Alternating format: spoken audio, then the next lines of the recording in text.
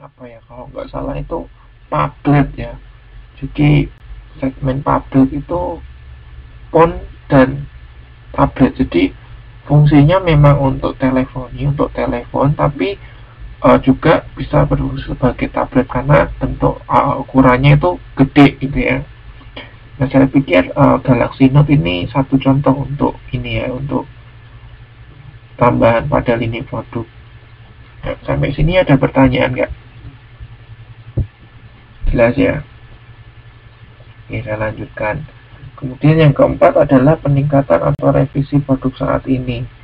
Nah, item-item dengan performa atau nilai lebih tinggi dimasukkan menggantikan produk yang saat ini. Jadi, produknya sebetulnya sama, cuman ada peningkatan-peningkatan. Nah, ini saya contohkan misal iPhone lah ya. iPhone itu kan selalu meluncurkan software baru kan. Misalnya iPhone 4 menggunakan iOS berapa ya? iOS 4. Nah, kemudian berikutnya iPhone 4S menggunakan iOS yang lebih tinggi. Sampai sekarang iPhone 5 menggunakan iOS yang lebih tinggi. Kalau nggak salah iOS 7 ya. Nah, jadi ini ada peningkatan atau revisi produk yang lebih baik. Kemudian repositioning. Nah, produk-produk saat ini yang diasosiasikan dengan aplikasi baru dan segmen pasar yang baru pula. Saya belum menemukan ini untuk repositioning. Atau mungkin itu kali ya produknya Huawei ya. Saya dengar sekarang Huawei yang dulu mereka segmennya atau targetnya itu kan untuk HP itu ya, yang tingkat menengah ke bawah ya. Namun sekarang Huawei mulai menyasar ke tingkat yang middle up. Nah, itu mungkin salah satu contoh repositioning ya. Kemudian yang ke-6 adalah penurunan biaya. Jadi produk ini baru karena dilakukan ini penurunan biayanya lebih rendah. Harganya lebih rendah, harga produknya lebih rendah. Ini saya contohkan ini Samsung Galaxy 7 inch, Samsung Galaxy Tab ya, 10 inch yang kedua. Jadi yang satu dengan yang kedua itu harganya lebih mahal yang pertama, sehingga yang kedua itu ada penurunan biaya, penurunan harga. Nah, itu contohnya. Nah, itu hal yang pertama yang perlu pertimbangkan dalam peluncuran produk pada saat tahap pertumbuhan, pada saat tahap perkenalan. Yang kedua adalah lebih baik masuk pertama atau masuk belakangan, first entry atau late entry. Sebetulnya keduanya ada keuntungannya nih ya. Kalau masuk pertama, keuntungannya ini beberapa ya, misalnya menjadi pilihan pertama karena produk ini keluar pertama kan. Kemudian bisa menentukan aturan permainan, kemudian mendapatkan keuntungan distribusi, skala ekonomi dan pengalaman juga lebih baik, biaya peralihan yang tinggi untuk pemberi awal dan lain sebagainya. Ada 1, 2, 3, 4, 5, 6, 7 ya, ada 7 keuntungan untuk first entry. Demikian juga untuk late entry juga mereka punya keuntungan nih. Misalnya memiliki kemampuan mengambil keuntungan dari kesalahan positioning pionir, karena mereka belajar ya dari pengalaman pionir. Wah ini nih salah, ini harusnya seperti ini ya. Terus juga memperoleh keuntungan dari kesalahan pionir. Nah, ini sama, poinnya sebenarnya sama dengan poin yang pertama. Dan ini yang lain juga ada kesempatan memperoleh keuntungan, kemudian kemampuan memperoleh keuntungan dari teknologi terbaru gitu, dan kesempatan memperoleh keuntungan dari keterbatasan sumber daya pionir gitu ya. Oke, berikutnya ya, kita masuk ke ini, strategi apa yang perlu dilakukan untuk pionir ya pada saat level perkenalan. Ada 3 strategi ya. Yang pertama adalah penetrasi pasar secara massal. Jadi kalau penetrasi pasar secara massal itu gambarannya perusahaan itu melakukan marketing atau pemasaran yang gencar, yang besar gitu ya. Kemudian penetrasi ceruk pasar.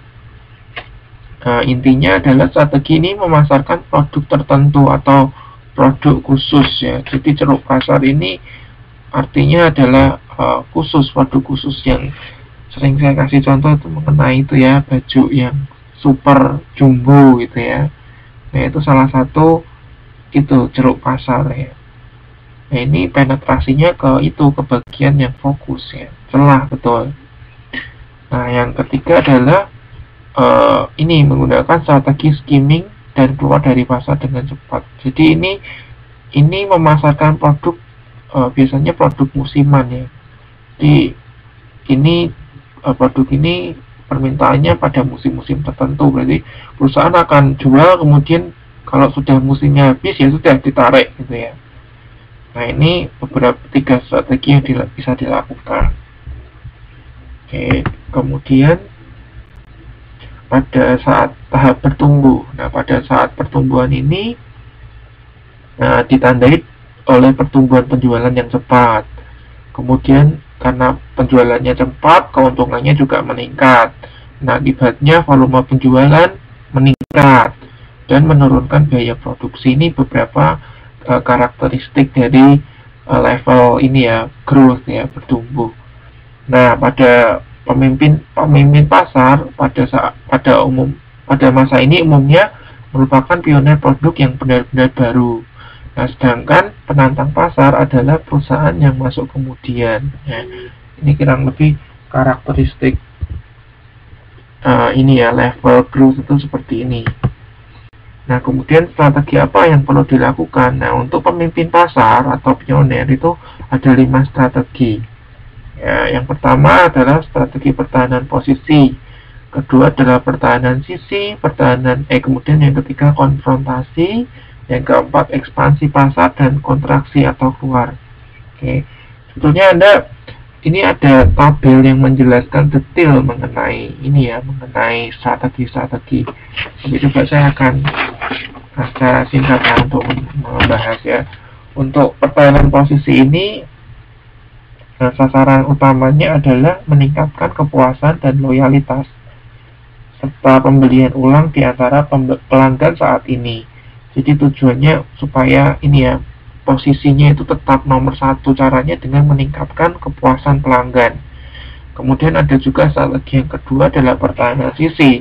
Nah, sasaran utamanya ini adalah melindungi diri dari kehilangan segmen tertentu. Jadi ini supaya bagaimana caranya supaya terlindungi, segmennya tidak direbut oleh oleh pesaing. Kemudian tahap yang ketiga adalah konfrontasi. Strategi yang ketiga adalah konfrontasi. Nah, ini sasarannya adalah mencegah hilangnya konsumen saat ini dengan menyamai atau melampaui produk pesaing. Jadi menawarkan produk-produk yang lebih baik dari pesaing, sehingga ini bisa mengkonfrontir ya, mengkonfrontir itu artinya menyerang balik pesaing. Kemudian strategi yang keempat yang bisa dilakukan oleh pemimpin pasar adalah melakukan ekspansi pasar. Ekspansi itu kan artinya memperluas pasar. Misalnya dengan cara mengembangkan produk baru, kemudian menawarkan variasi baru gitu ya kepada segmen atau pengguna yang baru. Gitu.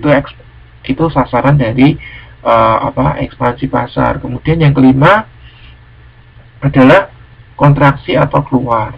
Nah, sasarannya adalah ini intinya adalah menarik diri. Jadi pada tahap ini pionir melihat bahwa ini pertumbuhannya sepertinya tidak baik atau melambat, sehingga strategi yang terbaik adalah keluar dari pemasaran ini. Nah, ini strategi ini adalah kontraksi atau keluar ya. Ini 5 strategi yang bisa dilakukan oleh pemimpin pasar pada tahap bertumbuh. Kemudian untuk penantang pasar ya, penantang pasar ada 5 juga, ada 5 strategi. Yang pertama serangan frontal, serangan loncat katak, serangan sisi, serangan mengepung, dan serangan gerilya. Anda bisa baca ini detail di inisiasi halaman 4. Itu ada tabelnya, Anda bisa pelajari ya, pelajari sendiri. Oke, saya jelaskan sedikit saja.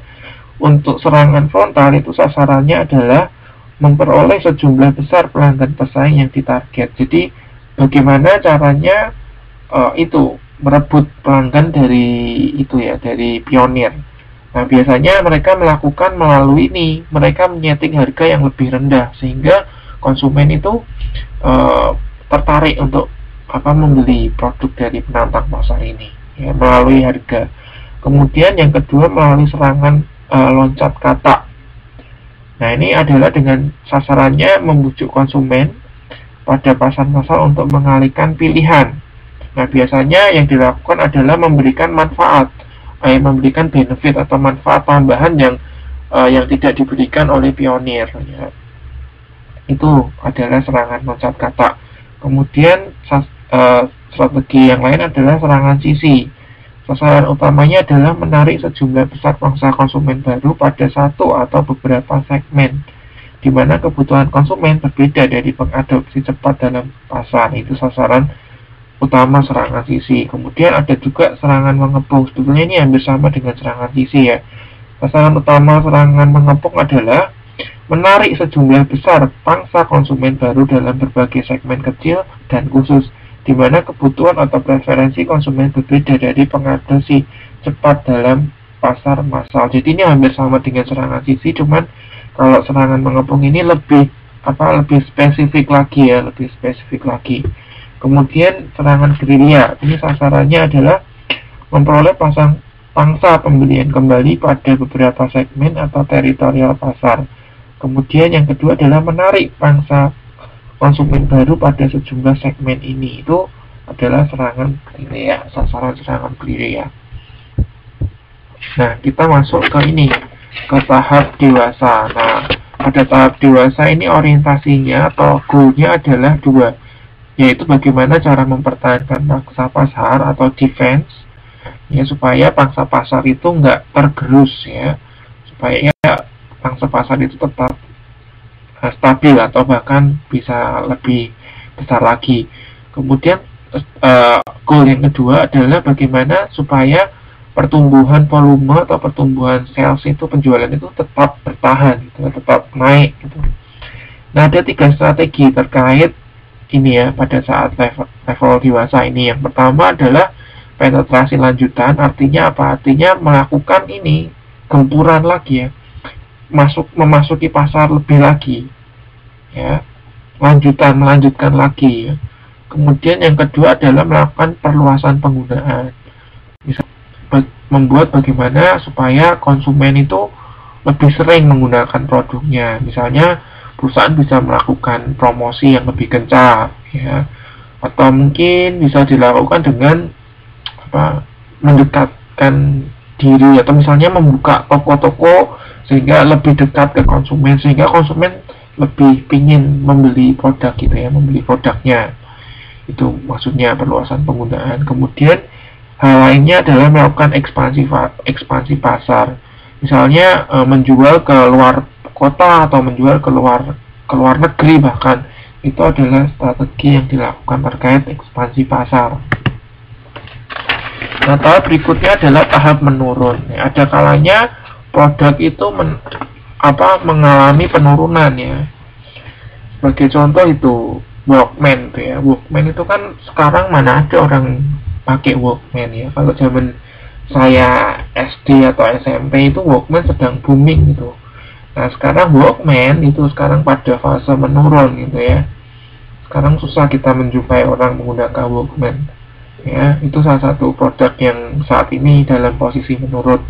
Nah, ada 4 strategi yang tersedia bagi perusahaan, ya, yaitu memanen, mempertahankan, pemain untung, dan ceruk. Ya betul, sekarang digantikan oleh itu ya, MP3, MP4. Sekarang itu digantikan juga iPod ya, iPod itu. iPod itu antara MP3, MP4 dan HP kali ya. Di segmen yang baru ya, produk yang baru. Oke, saya lanjutkan. Jadi ada 4 strategi: memanen, mempertahankan, pemain yang untung, dan ceruk.